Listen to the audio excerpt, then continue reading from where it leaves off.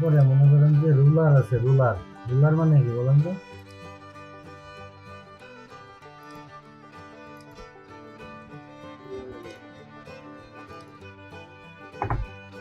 যেহেতু যে রুলারে যদি আপনি দেন, কি আসছে এখানে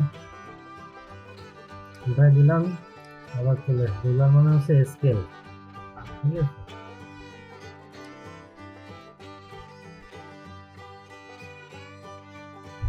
এখানে যে লেখা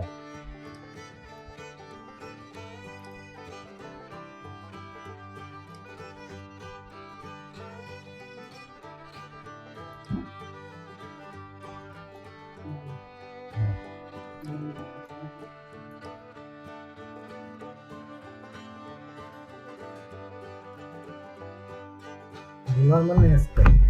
আমি যে উপরের রুলারটা টেনে যদি আমি সরাই নিয়ে যাই, আমার এই কার্সারটা বা লেখাটাও সরে যাচ্ছে, ঠিক আছে?